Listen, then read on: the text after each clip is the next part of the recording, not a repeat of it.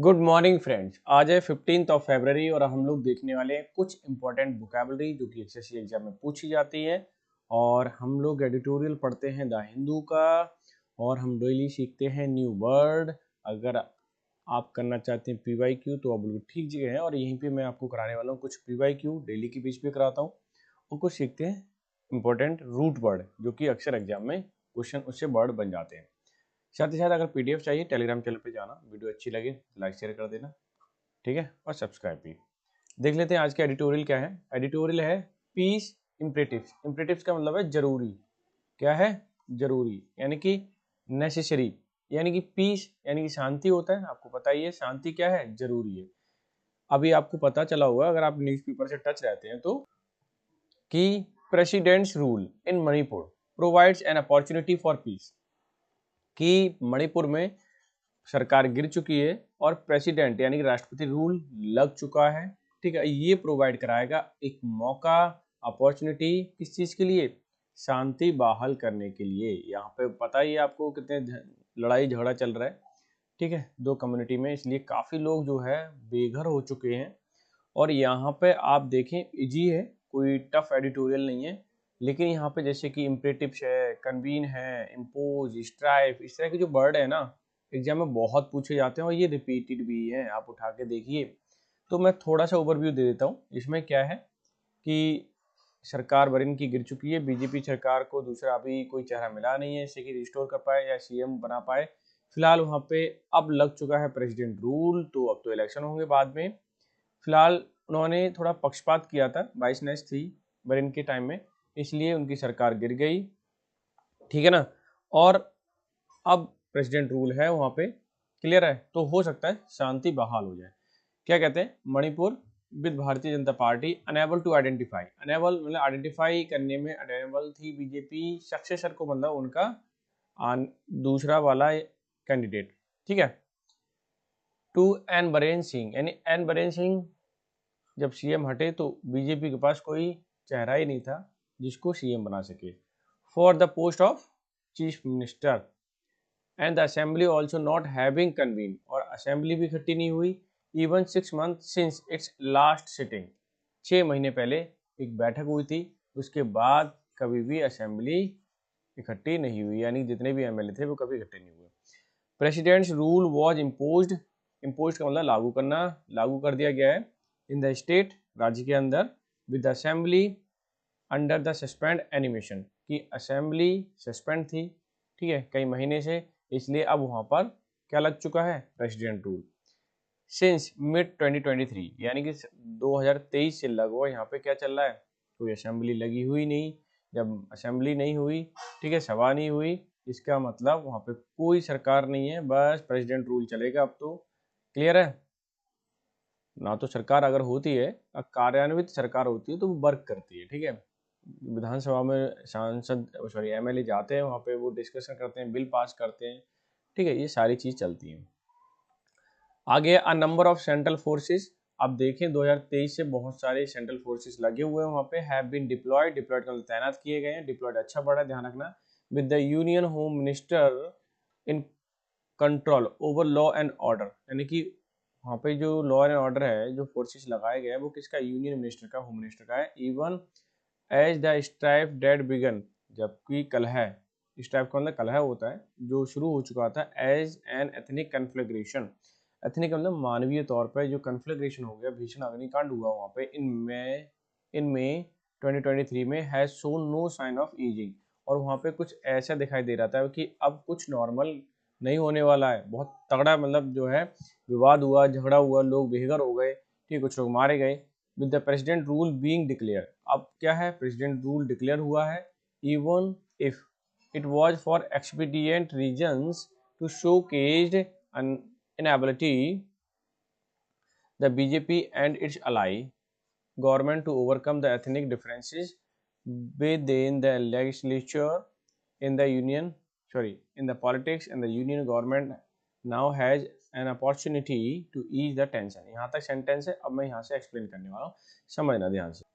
क्या कहते हैं कि विद द प्रेसिडेंट रूल, अब प्रेसिडेंट रूल डिक्लेयर हो चुका है वहाँ पे, ठीक है, even if it was for expedient, और ये जरूरी भी था, आवश्यक रीजन था इसके लिए, ठीक है, शो केस मतलब दिखाया गया है, जो चीज़ दिखाई जा रही है, जैसे कि बीजेपी अनेबल है, क्या बीजेपी अनेबल नए चेहरा लाने में या नए कैंडिडेट को बनाने में। इट्स अलाई, जो इसके सहयोगी दल हैं इन द गवर्नमेंट में, ठीक है, ओवरकम एथनिक डिफरेंसेस, और वो ओवरकम नहीं हो पा रहे, जो एथनिक मानवीय तौर पे जो डिफरेंसेस हैं उनके अंदर, वो उससे बाहर नहीं निकल पा रहे with the legislature and politics. तो इसलिए क्या वो दोबारा चेहरा नहीं ला पाई, इसलिए BJP. The union government now has an opportunity, अब यूनियन गवर्नमेंट के पास एक अपॉर्चुनिटी है कि टेंशन को थोड़ा कम करने का, प्रेसिडेंट रूल लग चुका है। It can also work on pressing issues, कि जो अभी वहाँ मुद्दे हैं उनको दबाना, कंट्रोल करना, ठीक है, और persist as the persisting displacement over 60,000 people, और आपको वहाँ भी ये भी पता है कि 60,000 से लोग वहाँ पर डिस्प्लेस हो गए हैं, बेघर हो गए लोग। रिपोर्ट ये सजेस्ट करती हैं कि many among them still experience severe trauma, बहुत सारे लोगों को सीवियर ट्रॉमा है, परेशानी है, ठीक है ना, एंड लॉस ऑफ लाइवलीहुड, लोग जीवन गंवा चुके हैं, विच मस्ट बी टैकल, अब उस चीज़ को टैकल करना चाहिए, ठीक है, गवर्नमेंट को बाय अलाक्रिटी के साथ, बड़े उत्साह के साथ, क्योंकि शांति बहाल होना जरूरी है। प्रेसिडेंट्स, अब आगे देखिए कि presidents rule also allow, president rule ये अलाउ करता है फॉर द पॉसिबिलिटी, संभावनाएं किस चीज़ की, बात करने की, बिटवीन रिप्रेजेंटेटिव, मतलब दोनों पार्टियों के या फिर दोनों दलों के जो रिप्रेजेंटेटिव है, ठीक है, उनसे वो डिस्कशन करें, बातचीत करें, ताकि समाधान निकाला जा सके। Of two communities in the conflict, जो कन्फ्लिक्ट में है communities, specially those who are committed to peace, और उनसे तो जरूर बात करें जो कमिटेड हैं पीस के लिए। Legislator can also by play a role in this exercise of reconciliation, reconciliation का मतलब मेल मिलाप, यानी कि लेजिस्लेटर जितने भी एमएलए हैं वो एक अच्छा रोल प्ले कर सकते हैं इन दोनों की बातचीत कराने में, समझौता कराने में, ठीक है, मेल मिलाप कराने में। क्लियर है ना, इजी था। अब दूसरा इसका पैराग्राफ देख लीजिए, the other major issues is militarisation of civil society, की आप देख रहे हैं अब ये क्या है, the major issue of the militarisation of civil society, यानी सिविल सोसाइटी में आम नागरिकों के लोगों में मिलिटराइजेशन हो रहा है, यानी कि मिलिट्री वाले लोग बन रहे हैं, कैसे, विद द बर्जिनिंग, बर्जिनिंग का मतलब फल फूल रहे हैं, बढ़ रहे हैं या प्रोग्रेस में हैं, आर्म ग्रुप्स की, ठीक है, अमंग टू कम्युनिटीज, यानी दोनों ही कम्युनिटी में कुछ आर्म फोर्सेस बढ़ रहे हैं, और वो who termed themselves village volunteer, यानी अपने आप को क्या बोलते हैं, वो ब्लेज वॉलंटियर बोलते हैं, कि हम अपने गांव की क्या करेंगे, रक्षा करने वाले लोग हैं, सिंपल सी बात। ब्रांडेज ब्रांडे ब्रांडिशिंग आर्म लूटेड फ्रॉम कॉन्स्टेबलरीज, की अपने आप को एक ब्रांडेज के रूप में शो कर रहे हैं और आर्म्स लूट लेते हैं फ्रॉम कॉन्स्टेबलरीज, यानी कि जो कांस्टेबल हैं, पुलिस वाले हैं, आर्म फोर्सेज है, ठीक है, उनसे क्या करते हैं, ये लूट लेते हैं और अपने आप को दिखावा करते हैं कि हम देश की, वो गांव की रक्षा कर रहे हैं और उनके वॉलंटियर हैं। Earlier attempt to retrieve these weapons, पहले अटेम्प्ट किए गए थे, कोशिशें करी गई थी, रिट्रीव मतलब दोबारा प्राप्त करने के लिए, दीज वेपन्स जो लूट लिए गए थे, bring the looter to face justice have not borne fruit, ठीक है, कि भाई उनसे ले लिए जाएं, फेस जस्टिस, और उन्हें जस्टिस मिले, हैव नॉट बॉर्न फ्रूट, अब वो ज़्यादा सफल नहीं रहा, ठीक है, बॉर्न फ्रूट का बेयर फ्रूट होता है, एक इडियम है, इसका मतलब होता है ज़्यादा सफल ना होना। The militarisation in the new ethnic conflict, अब आगे देखिए, militarisation in the new ethnic conflict had also been complicated by expanded role of insurgent who were fighting the Indian state and were engaged in the Myanmar civil war, की कह रहे हैं कि the militarisation in a new ethnic conflict, एक नए group में ethnic यानी कि नए लोगों में क्या हो गई, एक कन्फ्लिक्ट हो रहा है, और ये conflict has also been complicated, ये बड़ा कॉम्प्लिकेटेड भी हुआ है बाई एक्सपेंडेड, क्योंकि ये बढ़ रहा है, रोल इंसर्जेंट, क्योंकि इसमें जो इंसर्जेंट लोग हैं, बगावत करने वाले लोग हैं, वो उनकी संख्या बढ़ रही है, हु वर फाइटिंग, जो फाइटिंग कर रहे थे इंडियन स्टेट से, ठीक है, और were engage in Myanmar civil war, और वो म्यांमार सिविल वॉर में भी क्या है, सम्मिलित थे। It would take a concrete effort, कि अब एक कॉन्क्रीट एफर्ट लेने की जरूरत है, एक सख्त प्रयास करने की जरूरत है बाय द गवर्नमेंट के द्वारा, arm forces civil society actor identify village volunteer, की सबसे पहले तो आर्म फोर्सेज वाले लोग हैं, सिविल सोसाइटी के एक्टर के लोग हैं, जो उन्हें मतलब अपने हिसाब से चलाते हैं, आइडेंटिफाई करने की जरूरत है उन सबके लिए जो कि विलेज वॉलंटियर के फॉर्म में है। डिसआर्म देम, उन्हें तो सबसे पहले डिसआर्म किया जाए by using the firm hand with incentive then took on base to tackle the insurgent, कि सबसे पहले उन्हें जितने भी हथियार उनसे लेने की जरूरत है और विद इंसेंटिव, और कुछ इंसेंटिव दे सकते हो, लालच दे सकते हो, जिससे कि क्या हो, वो डिसआर्म हो जाए, जितने भी हथियार लूट लिए हैं वो दे दे, ठीक है, सरकार को। Then work on the way, और इस तरह से वर्क करने पर, ठीक है, टैकल द इंसर्जेंट, जितने भी बगावी लोग हैं या क्या कहते हैं बगावत करने वाले लोग हैं, ठीक है, विद्रोह करने वाले लोग हैं, उनको क्या टैकल किया जा सके। द बरेन सिंह रिजीम, जो बरेन सिंह की सरकार थी, ठीक है, यह शासन था, was incapable of doing such, capable doing this, इस तरह की चीज़ें करने में वो असमर्थ थे। बिकॉज ऑफ परसीव्ड बायस, क्योंकि बायसनेस थी उनके अंदर, एक पक्षपातपूर्ण व्यवहार था in the leadership and Bahrain mister Singh tendency, जो उनकी प्रवृत्ति थी टू स्टिग्मेटाइज यानी कि लोगों को कलंकित करने की, बदनाम करने की, कुकू कम्युनिटी को, कुकी जू कम्युनिटी को एज द होल, कि ये पूरी की पूरी कम्युनिटी है वो बेकार है, ठीक है, ये सबसे बड़ी दिक्कत थी। लीडिंग टू कंप्लीट डिस्ट्रेस, और इससे क्या हुआ, एक डिस्ट्रेस बढ़ रहा था। Efforts must be taken to distance the government from his colored legacy and home minister should work on the war footing restore the peace, कि इस तरह से क्या हुआ, गवर्नमेंट उसके प्रयास जो हुए वो ठीक नहीं हो पाए, और जो लेगेसी है, और बोल सकते हैं home ministry should work on the war footing restore peace, कि होम मिनिस्ट्री को भी, यानी कि देश की जो होम मिनिस्ट्री है उनको वॉर फुटिंग यानी कि युद्ध के लिए जो तैयार हो रहे हैं, युद्ध करने की कोशिश करते हैं, ऐसे लोगों को संभालना है, इन लोगों को समझाना है और पीस को रिस्टोर करना है, फिर से स्थापित करनी है। आइडियली आदर्श तौर पर देखा जाए assembly election would have been necessitated immediately considering the deep ethnic division within the legislature its failure, कि इस समय सरकार बनाना जरूरी हो गया, बहुत ही जरूरी है, क्योंकि डीप एथनिक डिवीजन है वहाँ पर, यानी कि ज़्यादा एक दूसरे से मतभेद हैं दोनों कम्युनिटी में। द लेजिस्लेचर, जितने भी लेजिस्लेचर है इट्स फेल्योर, क्योंकि उनका ये फेल्योर रहा, वो संभाल नहीं पाए स्टेट के लिए।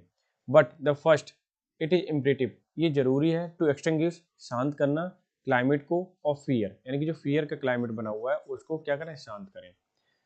रिप्रीहेंशन, जो लोगों में शंका है, डर है, from the violence, violent group से, यानी कि जो वायलेंट ग्रुप है जो उड़दंग मचा देते हैं, उनसे जो डर होता है सिविल लोगों में, आम नागरिकों में, ठीक है, वो खत्म करें। And restore the rule of law, यानी कि रिस्टोर किया जाए, दोबारा से स्थापित किया जाए लॉ को, बिफोर इलेक्शन, यानी कि इलेक्शन से पहले लॉ को स्थापित अच्छे से किया जाए। समझ में आ गया होगा, बहुत ईजी था, कोई टफ नहीं है, और जितने भी हाईलाइटेड वर्ड है वो मैंने यहाँ लिख रखे हैं, तो देख लीजिए। इम्परेटिव को मतलब अनिवार्यताएं, कमांड, नेसेसिटेट, रिक्वायरमेंट, सभी इंपॉर्टेंट है। कन्वीन का मतलब सम्मेलन होना होता है, असेंबल या गैदर जिसको हम कहते हैं, काफ़ी इंपॉर्टेंट वर्ड है, ठीक है। इम्पोज का मतलब थोपना होता है, एनफोर्स, डिक्टेट, फोर्स, इन्फ्लिक्ट, ठीक है, ध्यान रखना। स्ट्राइप का मतलब कलह, विवाद, कन्फ्लिक्ट, डिस्कॉर्ड, राइवलरी, ठीक है, काफ़ी इंपॉर्टेंट वर्ड है। अभी मैं बता दूंगा कि कौन कौन से ज़्यादातर पूछे जाते हैं। कन्फ्लैग्रेशन का मतलब अग्निकांड होता है, लार्ज फायर होता है, ब्लेज जिसको बोलते हैं, होलोकास्ट बोलते हैं। एक्सपीडियंट का मतलब सुविधाजनक होता है, लाभदायक, एडवांटेजियस, कन्वीनियंट, अप्रोप्रिएट। परसिस्टिंग का मतलब बने रहना किसी चीज़ में, कंटिन्यू, एंड्योरिंग, प्रिवेलिंग। अलाक्रिटी का मतलब उत्साह, शीघ्रता, ईगरनेस, प्रॉम्प्टनेस, एंथुजियाज्म। रिकन्सिलिएशन का मतलब सुलह, समझौता, रीयूनियन, एग्रीमेंट, हार्मनी, अपीजमेंट। ध्यान रखना सब सिनोनिम है इधर वाले। वर्जीनियन का मतलब बढ़ता हुआ, विकसित या विकासशील, डेवलपिंग, इंक्रीजिंग, प्रोलिफरेटिव, काफ़ी वर्ड हैं इंपॉर्टेंट। कॉन्स्टेबलरी का मतलब होता है पुलिस बल, पुलिस फोर्सेस कह सकते हैं, लॉ एनफोर्समेंट एजेंसीज बोल सकते हैं। अब मैं इनमें वो वर्ड बताने वाला हूँ जो अक्सर एग्जाम में पूछे जाते हैं, ठीक है, मैं हाईलाइट कर देता हूँ। जैसे कि रिक्वायरमेंट तो है, ये कमांड बोल सकते हैं, इम्परेटिव, ठीक है, और requirement.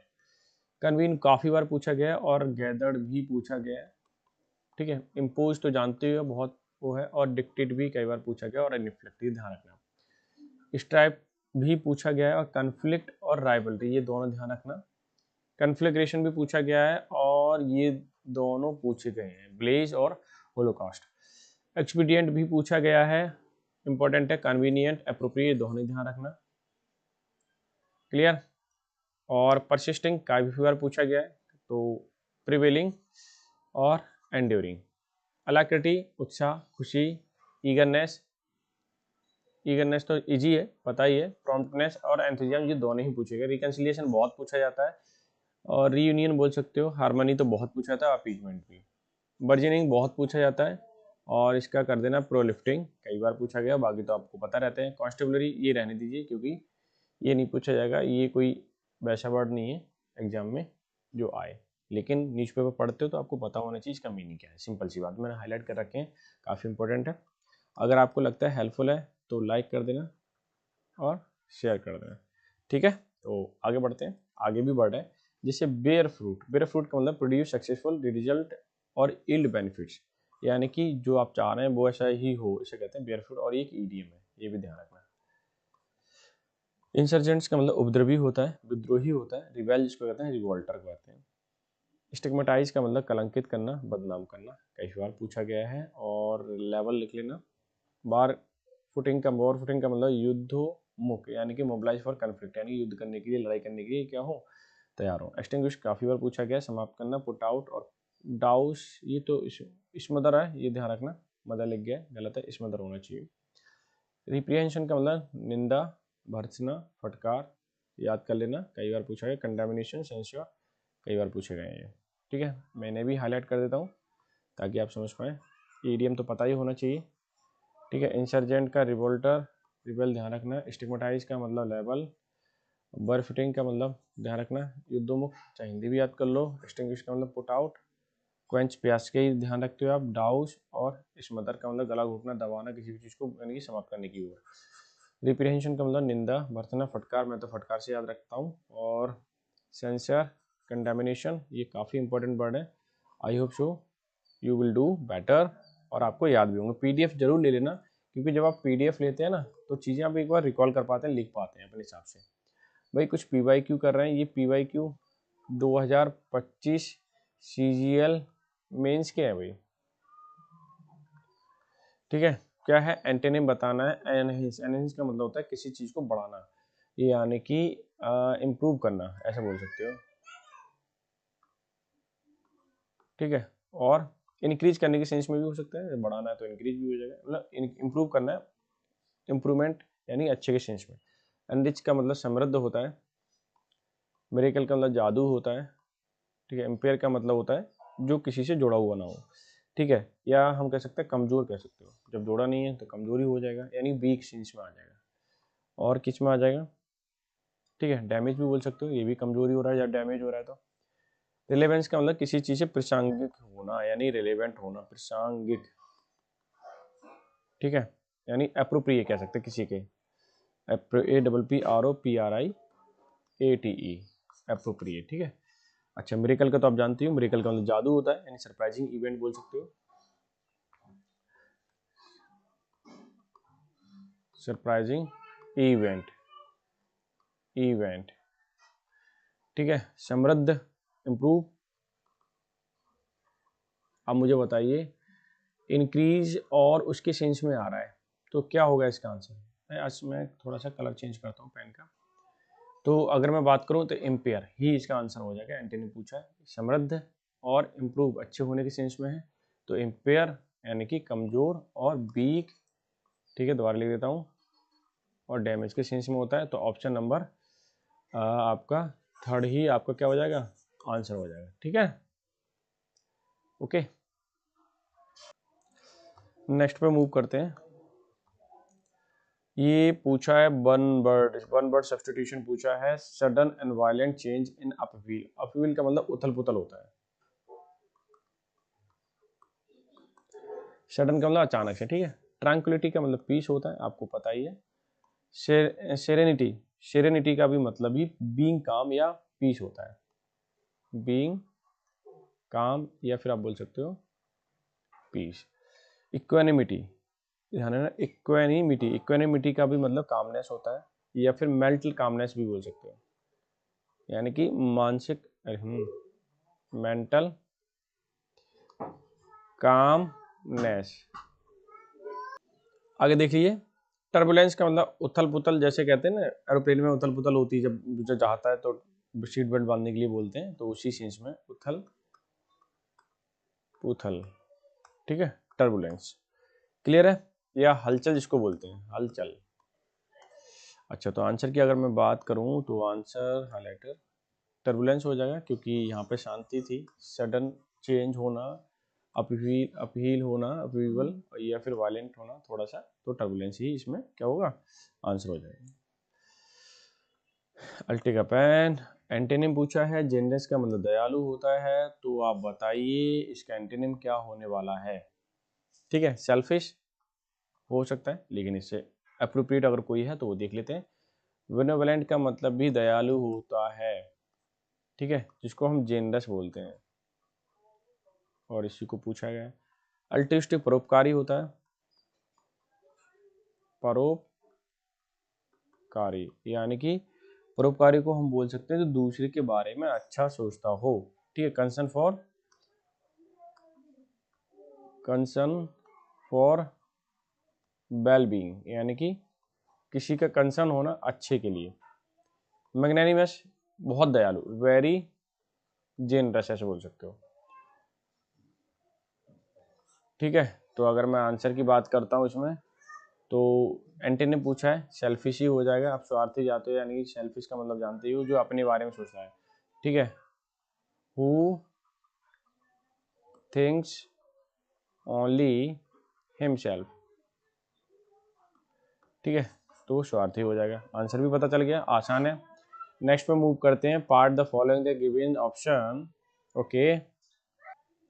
Select the option that contain error, यानी कि एरर से रिलेटेड क्वेश्चन है, पढ़ लेते हैं। इट टेक्स मी, मुझे लगता है, एन आवर, 1 घंटा, टू गेट द वर्क, काम पूरा करने में, एट मोमेंट, यानी कि मुझे काम पूरा करने में लगभग 1 घंटा लगता है। But when the new road is finished, नया रोड पूरा हो जाएगा, फिनिश हो जाएगा, it will be much quicker.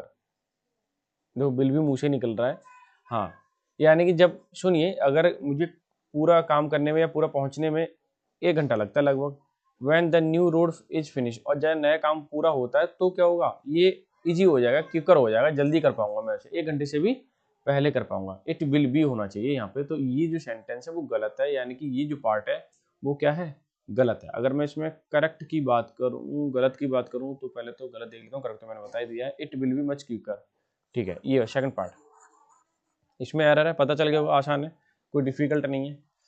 अच्छा, ये देख लेते हैं भाई। मिस्टर अमित कुमार प्रोपराइटर मतलब मालिक हैं जाइलिंग पेंस के, इज नॉन फॉर का मतलब जाने पहचाने, जाने जाते हैं, ऑनेस्टी के लिए, डिसेंट बिहेवियर के लिए, और बिजनेस अरेना के लिए, मतलब काफ़ी बिजनेसफुल है या बिजनेस करते हैं तो उसके लिए जाने जाते हैं, ठीक है। अमित एक पर्सन है, मैन है, और मैन के साथ क्या आता है, हेज आता है, तो हेज लग जाएगा, इसमें कोई दिक्कत ही नहीं है, आसान था ये तो, ठीक है, ये तो बहुत ही ज़्यादा आसान था, दे दिया है। अच्छा, एंटेने बताना है, एक्यूमुलेट समझते हैं आप, गैदर करना, यानी कि इकट्ठा करना।